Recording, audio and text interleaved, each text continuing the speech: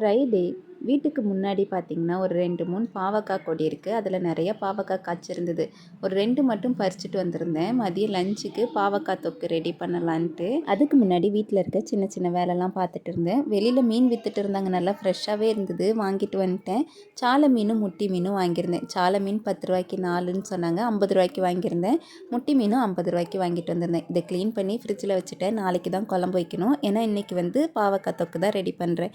பாவக்காய் தொக்குக்கு நம்ம பாவக்காவை ரவுண்டாகவும் கட் பண்ணிக்கலாம், சின்ன சின்னதாகவும் கட் பண்ணிக்கலாம். இப்போ ஒரு பாத்திரத்தில் நல்லெண்ணெய் ஊற்றிட்டு சின்ன ஜீரகமும் கடுகும் ஆட் பண்ணியிருக்கேன். கடுகு பொரிஞ்சதும் கருவேப்பிலையும் வெங்காயமும் ஆட் பண்ணியிருக்கேன். இப்போ இதில் பூண்டு சேர்த்து நல்லா வதக்கணும். வெங்காயம் நல்லா வதங்கினதும் தக்காளி ஆட் பண்ணணும். தக்காளி நல்லா மசிய வெந்ததும் கட் பண்ணி வச்சுருக்க பாவக்காய் ஆட் பண்ணணும்.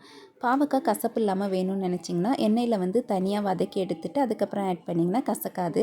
இப்போ இதில் மஞ்சத்தூள், பெருங்காயத்தூள், மிளகாய்த்தூள், மல்லித்தூள் ஆட் பண்ணியிருக்கேன். தேவையான அளவு உப்பு போட்டு புளி கரைசல் ஊற்றிருக்கேன். கொஞ்சமாக தண்ணி சேர்த்து இதை நல்லா கொதிக்க வைக்கணும். இது நல்லா வெந்து திக்காக வந்ததுக்கப்புறமா இறக்கிற வேண்டியதான். பாவக்காய் தொக்கு ரெடி ஆயிருச்சு.